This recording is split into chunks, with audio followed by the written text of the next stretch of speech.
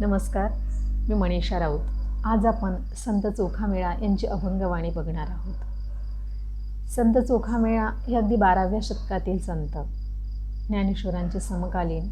नामदेव हे त्यांचे गुरु आणि पंढरपूरच्या विठ्ठलाच्या महाद्वाराशी संत चोखोबा यांची समाधी आहे. सकल संत अभंगवाणी मध्ये जवळपास 300 अभंग हे संत चोखामेळा यांचे आहेत. संत चोखामेळा यांचे संपूर्ण कुटुंबच भक्तिरसामध्ये अगदी तल्लीन झालेले होते. तुकोबांचे अभंगही या विठ्ठल भक्तीमध्ये रममान झालेले आहेत. विठ्ठल भक्तीबरोबरच एक सामाजिक जाणीव, एक जो स्पृश्य आणि अस्पृश्य यामध्ये जो भेद होता, तो भेदही कवीच्या हृदयाला पिळवटून टाकणारा होता आणि आपोआपच विठ्ठल भक्ती करत असताना तो भेदही काव्यामध्ये, लिखित स्वरूपामध्ये दिसून येऊ लागला किंवा त्याची जाणीव वाचताना आपल्याला होत राहते. अगदी 3 अभंग आपल्याला या पाठ्यक्रमामध्ये दिलेले आहेत. पहिल्या अभंगात कवी पंढरीचे सुख नाही त्रिभुवनी असं म्हणून त्याचं वर्णन करतात. पंढरपूर, विठ्ठल जे भक्त आहेत यांनी पंढरीचं वर्णन हे बऱ्याच वेगवेगळ्या प्रकारे केलेलं आहे.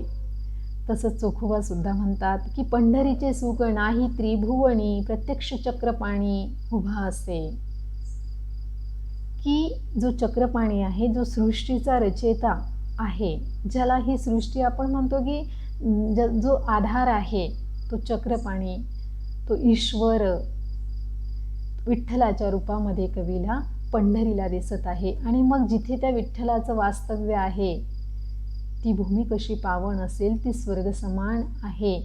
तिचं सुख हे त्रिभुवनामध्ये कुठेच नाही असं कवीला जाणवत आहे. त्रिभुवनी समर्थ ऐसे पे तीर्थ, दक्षिण मुख वाहता चंद्रभागा. मग हे असं जे तीर्थ आहे हे इतरत्र कुठेही नाही. या त्रिभुवनामध्ये सुद्धा शोधून ते आपल्याला मिळू शकत नाही.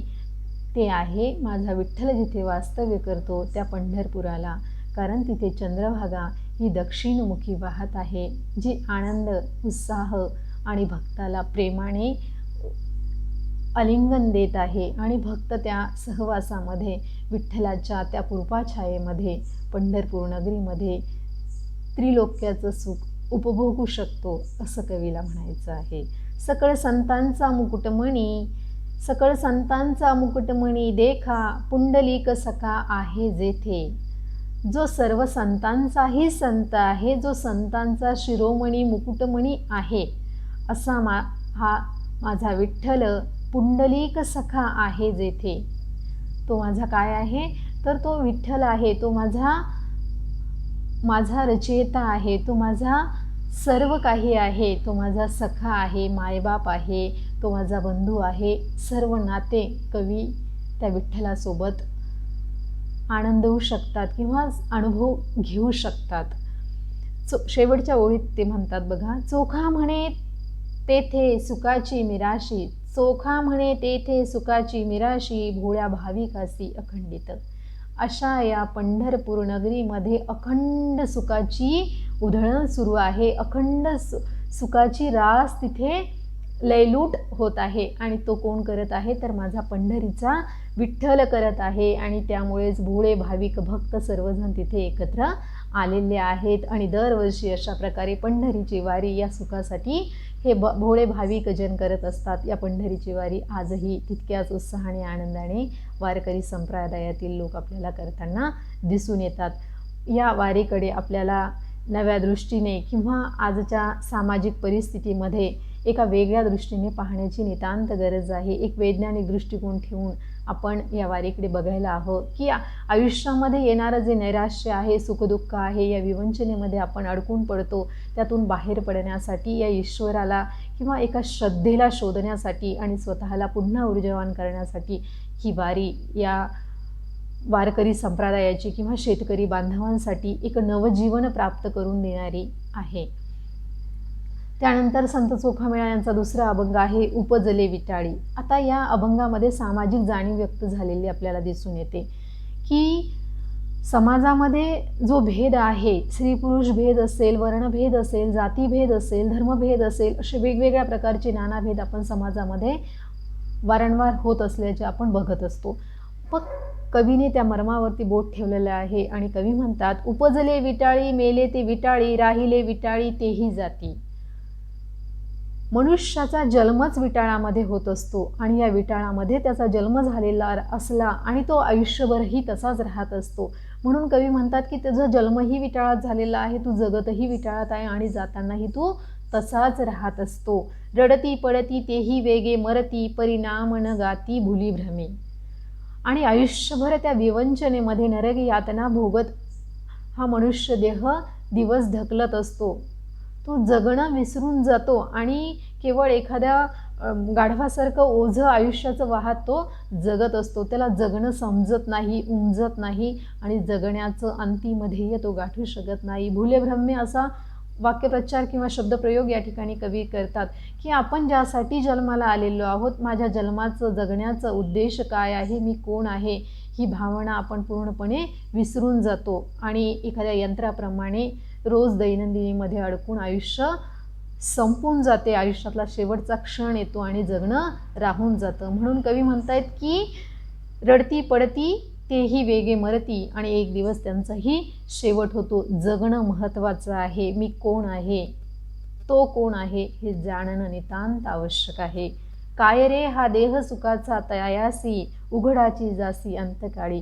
या संपूर्ण देहासाठी मी नाना कष्ट करत आहे, दिवसभर मरमर करत आहे, एक एक रुपया एक एक पै जमा करत आहे, कुटुंबासाठी लावून ठेवत आहे, स्वतःच्या शरीरासाठी त्याला आराम मिळावा, विश्रांती मिळावी म्हणून मी हा पैसा उपभोगण्यासाठी जमा करून ठेवत आहे. परंतु असं काहीच होत नाही. कितीही संपत्ती जमा केली तरी सर्व मला ती इथे सोडून जावयाची आहे. म्हणून कवी म्हणतायत की उघडा आला आणि तुला उघडाच जावं लागणार आहे. जो का म्हणे याचा न धरी भरवसा, अंती यम फासा गळा पडे. आणि या शरीराचा तू भरवसा धरू शकत नाही, त्याच्यावरती विश्वास ठेवू शकत नाही. कारण या क्षणी मी तुमच्यासोबत बोलत आहे, दुसऱ्या क्षणी काय होईल हे आपण सांगू शकत नाही. रात्री झोपल्यानंतर आपण सकाळी उठू की नाही याची शाश्वती नसते. तरीसुद्धा अहंकार, तरीसुद्धा अहम आणि तरीसुद्धा वर्षानुवर्ष जगायचं आहे आणि त्यासाठी आपण सर्व काही धनसंपत्ती किंवा सर्व काही मोहमाया जमा करत असतो आणि त्यातच वारंवार आपण अडकून पडतोय. म्हणून कवी या ठिकाणी आपल्याला जाग करण्याचा प्रयत्न करत आहेत. तिसरा अभंग आहे कोण तो सोवळा. सारेच विटाळी आहेत, सारेच अस्पृश्य आहेत, यामध्ये सोवळा कोण आहे, वेगळा असा कोण आहे. बघा कवी काय म्हणतात, कोण तो सोवळा कोण तो ओवळा, दोहीच्या वेगळा विठ्ठल माझा. सोवळा ओवळा हा मनुष्य जो देह आहे, या नरदेहापेक्षा माझ्या विठ्ठल हा वेगळा आहे. त्याचं स्वरूप हे वेगळं आहे. कुणासी विटाळ कशाचा जहाला, मुळीचा संचला सोवळाची. पांचाचा विटाळ एकीची या अंगा, सोवळा तो जगा माझे कोण. हे संपूर्ण शरीर पंचमहाभूतांनी बनलेलं आहे, परंतु ते सगळं काय, हा देह काय आहे, नश्वर आहे. तो देह काय आहे तर विटाळी आहे. या देहाला काय झालेलं आहे तर वेगवेगळ्या प्रकारच्या नाना व्याधी या देहाला होत असतात. हा देह म्हटलं तर एखाद्या मंदिराप्रमाणे, एखाद्या ईश्वराप्रमाणे अगदी निर्मल व प्रांजल आहे, परंतु आपण त्याचा असा उपभोग घेतो किंवा जन्माला आल्यापासून आपण अशा नानाविध क्रिया करत राहतो की या देहाचा आपण कुडा कचरा करून टाकतो आणि मग हा पंचमहाभूतांनी बनलेला देह एका मिठीच्या पुतळ्यासारखा किंवा मातीच्या पुतळ्यासारखा बनून जातो. मातीचा ढेर, आयुष्य संपलं की त्याचा जणू काही मातीचा ढेर होत असतो. म्हणून कवी म्हणतायत की असा कोण सोवळा ओवळा या जगामध्ये कुणीच नाही. जो कोण आहे तो माझा विठ्ठल आहे. चोखा म्हणे माझा विठ्ठल सोवळा, अरूपे आगळा विटेवरी. माझा विठ्ठल तोच केवळ एकमात्र वेगळा आहे. या संपूर्ण जीवसृष्टीमध्ये तोच अरूपे असा एक आहे आणि या विठ्ठलावरती संत चोखामेळा यांची नितांत आणि दृढ अशी श्रद्धा आहे, विश्वास आहे आणि सर्व सुखाची आगार ते विठ्ठलाला मानत आहे. जे काही आहे तो माझा विठ्ठल आहे. असा विठ्ठल प्रत्येकाला त्याच्या आयुष्यामध्ये त्याला तसा मिळावा. कुठल्याही जातीपंथ धर्मामध्ये जो कोणी आराध्य असेल तो तुमचा विठ्ठल आहे, कारण तो जगण्यासाठी नितांत गरजेचा आहे.